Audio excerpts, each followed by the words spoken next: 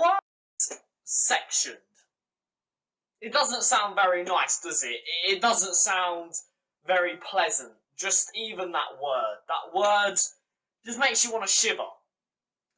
It's either something being broken up to different parts, or you think of a dead body, depending on how weird and graphical your mind is. But what's even more scary is when you think of the word sectioned in terms of mental health.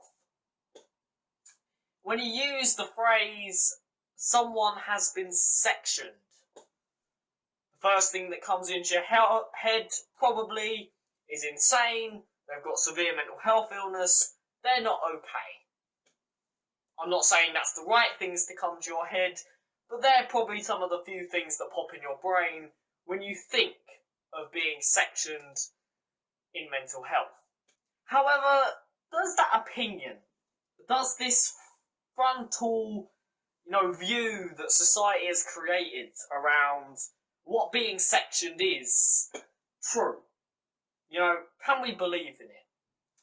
Today, I wanted to kind of recap what being sectioned actually is. When you are sectioned in the UK under the Mental Health Act, what actually happens to you? Do they lock you up in a big scary cage and wrap this thing around you while you're naked and keep you on a bed? What actually happens?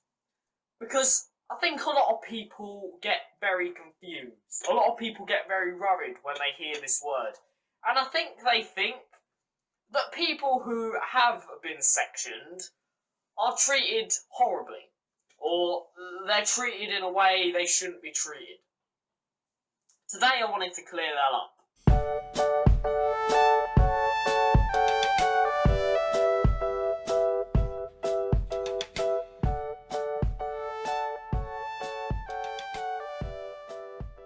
What's up guys, welcome back to the Focus Future channel. I hope you guys are all having an amazing day. I hope we're all striving to achieve. I hope we're all feeling good and relaxed and calm.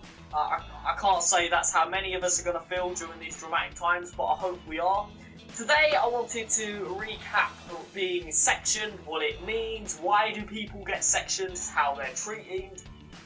Basically just make sure that everyone's viewpoints on being sectioned are up to reality and that they're not some dismal movie setting of what the movies portray being sectioned to look like, because just to inform you, the movies are 99% of the time not accurate. So, if you're interested in all that good stuff, please stay tuned. If not, please use the link in the description, the top link in the description to be accurate, to find out a little more about me.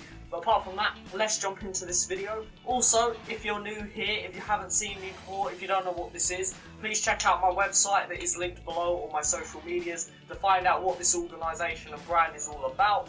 But let's jump into this video and learn about what being sectioned is really like. So, being sectioned in mental health, what does it mean? What's the definition of being sectioned? It's on your screen right now. When you are sectioned, you are portrayed by law to be kept in a hospital for mental health reasons. Under the Mental Health Act, which was introduced in 1983, you are legally obligated, and the authorities are legally obligated, to keep you within a hospital or professional setting of some form for the safety of you, your family, and others members of the public. There's different types of sections, and each hospital and each type of facility that you are sectioned with, which the courts will decide, can work very differently. But there's basic principles to it. And the length of time you have to stay and what you have to do can be different depending on what act of being sectioned you are sectioned under. As you can tell, this gets very complicated.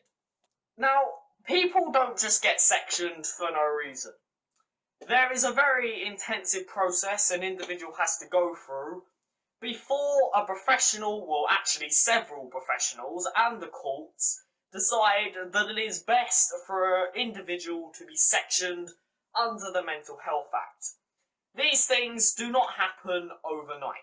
You will need to be assessed and officially diagnosed by a mental health professional to state that you officially have a mental health condition. You will need to have some form of condition that seems to be getting worse and is starting to portray health risks to yourself or other people. Your safety or someone else's safety while you have this mental health condition will need to be at risk. The professionals involved with your mental health condition will need to have gone through every possible other solution, every treatment, every form of therapy, every form of medication before you are sectioned. Being sectioned under the Mental Health Act is a last resort. And finally, the courts and an official doctor will need to say that this is definitely what needs to be happened. So the underlining meaning of what I'm saying at the moment is you don't get sectioned for nothing. And don't think that just because you've got anxiety or depression or schizophrenia, that means you're going to get sectioned. Just because you've got a mental health condition doesn't mean you need to be sectioned. It has to get to a certain level where it either poses a risk to your health and safety or other people's health and safety, or they believe that you could be provided better care by being sectioned. Either one of them things have to become present before the decision is made for you to be sectioned.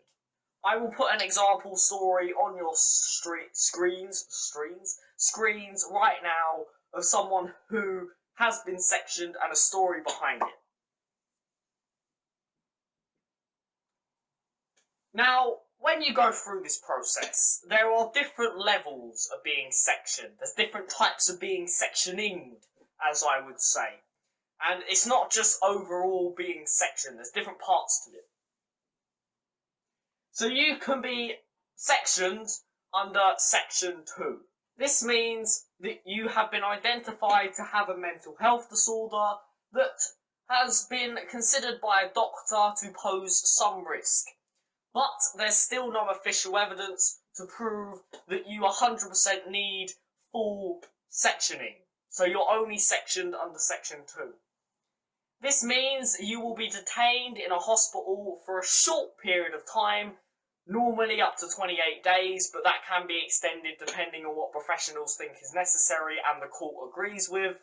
You will be assessed medically, professionally, and they will decide whether you need to move on to the next stage, which is Section 3. Section 3 means you have been detained under the Mental Health Act because you pose a health and safety risk to yourself or other individuals.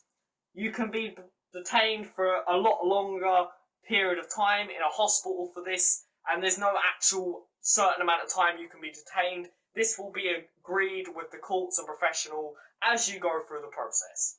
Again, it's adapted with everyone's circumstances. Under Section 3, you will be provided medical treatment for your mental health, and you will be looked after in a way that is more appropriate than your living environment at home. Normally, most patients under Section 3 are sectioned for up to 6 months, but again, this can be extended depending on situation. Section 5 is when you voluntarily give yourself in to be sectioned, so you believe that you are not safe to anyone else around you or yourself, in which case you will be referred to senior managers within a hospital, and you will be referred to go through the process to see if you need to be sectioned. You can only be detained lawfully under Section 5 for up to 72 hours before they have to move you on to a different process. So they're the main types of sections. There are many more. Obviously, the law contains millions of clauses and sections and God knows what, but if I read them all out to you, we'd be here all day. So I thought I'd read the main ones out. So you're either sectioned under Section 2, you voluntarily submit yourself under Section 5, or you are fully detained under Section 3. But again, just because there's set time limits for this or the specific ways, that doesn't necessarily mean that's going to be how it's going to be. It will be up to the professionals and the court who will be involved in every situation. Now, this process is not just some lame private company process. You know, not any old crook and cranny can do this to someone. Not any citizen or any person can detain someone being sectioned for no reason. No private company can legally obligate themselves to do this. This is all done by the government and mostly the NHS, but there are some private companies that the government employ to do this for them.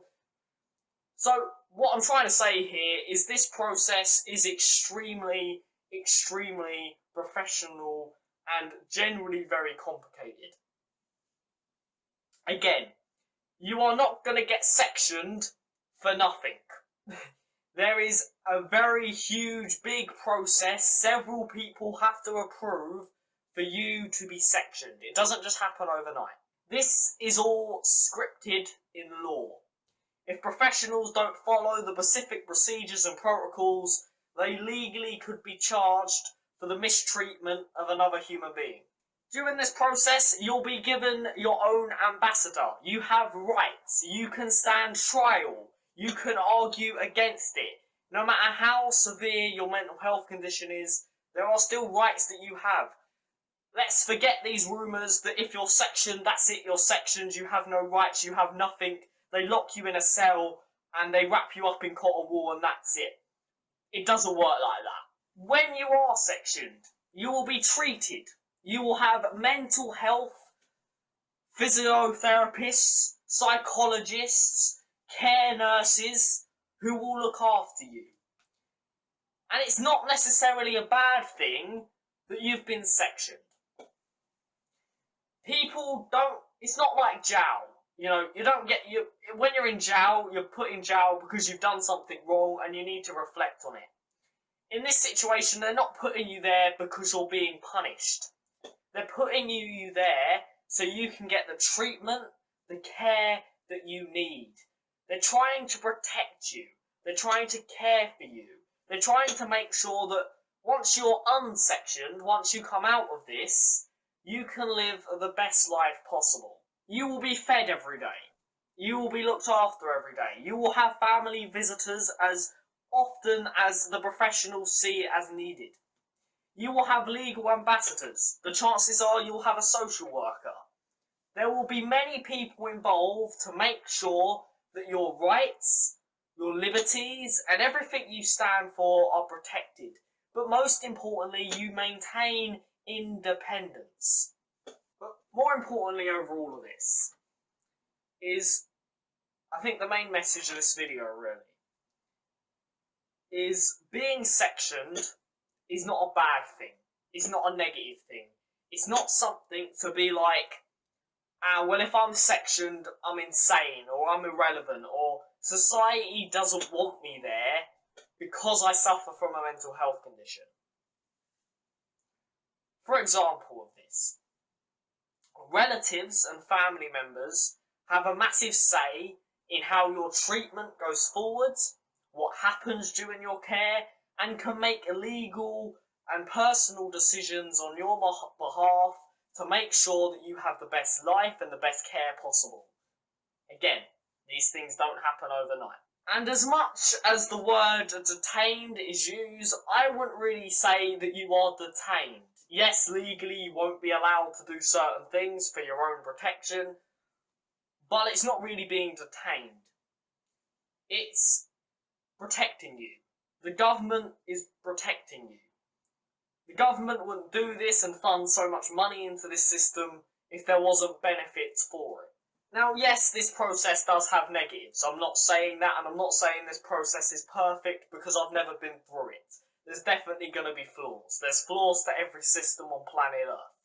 But what I'm saying is we need to forget this entire idea that this process is bad. And I'm going to keep repeating this. I need people to get this in their heads. People are sectioned for a reason. They're given the help they need for a reason. They don't just get locked up like the movies portray because they're insane. There is clinical, scientific, lawful reasons why they get sectioned. So, another thing. If there's anyone who has got a family member who is going through this process, or they've got someone who they think would benefit from this, I will leave links down below to websites you can go to, for people you can contact to get relative support and information for. Because during this time, and during any time really, it's so important to make sure that our understanding of what sectioning is up to date. And making sure that we don't get the wrong visions of this.